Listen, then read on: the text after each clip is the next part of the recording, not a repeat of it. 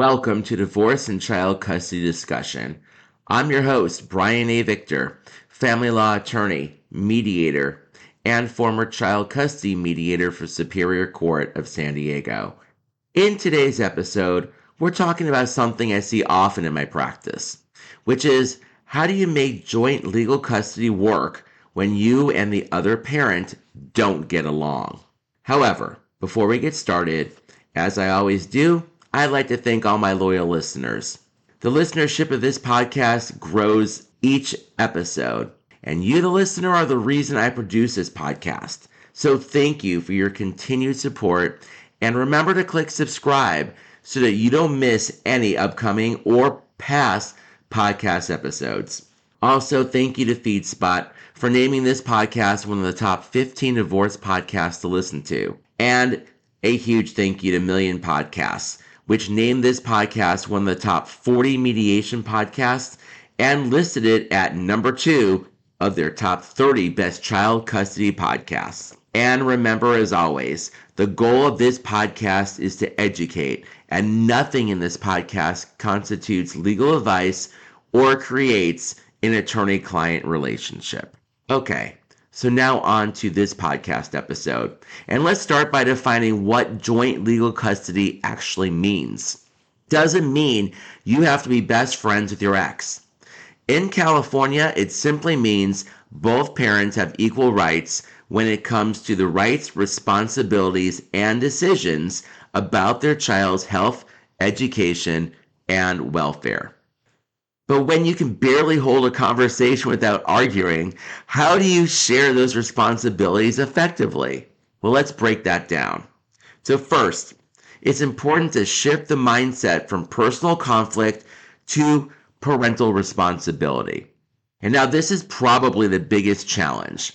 See, when emotions run high, it's easy to see every interaction through the lens of your history with the other parent. But joint legal custody isn't about the two of you. It's about your child. The more you can depersonalize the communication and keep your focus on the child's needs, the better the outcome. Ask yourself, is what I'm about to say or write necessary? Is it child-focused, or is it driven by my frustration?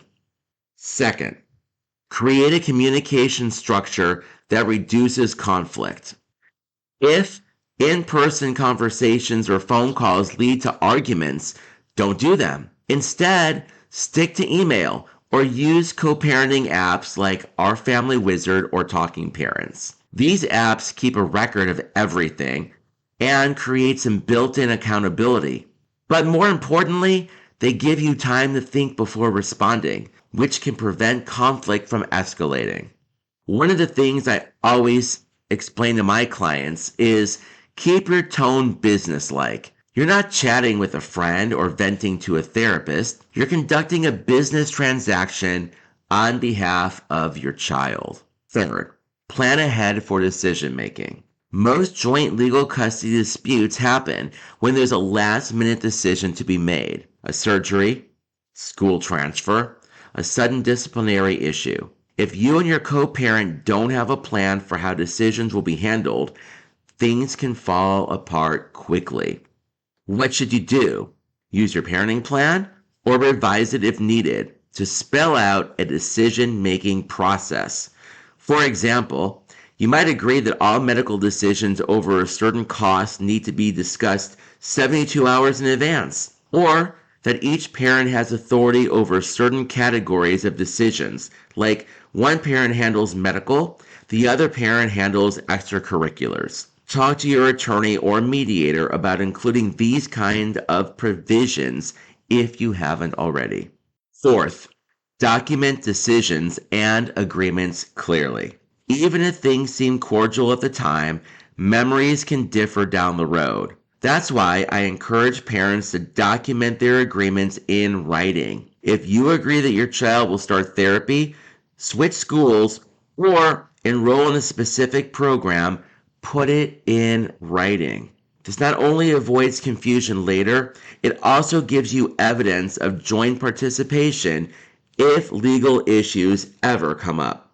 Fifth, Know when to bring in a neutral third party. If you truly can't agree on important issues and it's impacting your child, it may be time to consider bringing in a neutral party, like a parenting coordinator, mediator, or, unfortunately in some cases, returning to court. That said, litigation should be a last resort. As I've often said, it's expensive, stressful, and can create even more damage to your co-parenting relationship. Try mediation first. As a custody mediator myself, I can tell you that structured, guided conversations with a neutral party who understands the legal and emotional dynamics can be incredibly effective.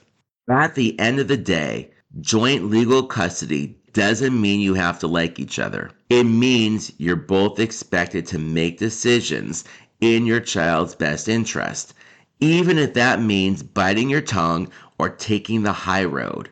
And remember, your child is watching. How you handle conflict now can shape how they learn to handle their own relationships down the line.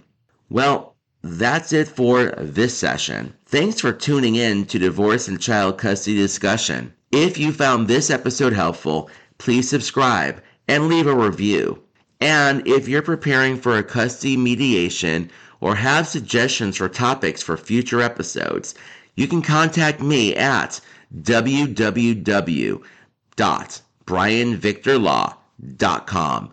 And be sure to check out my podcast archive for more episodes just like this one. Until next time, I'm Brian A. Victor, helping you navigate divorce and custody with clarity and compassion.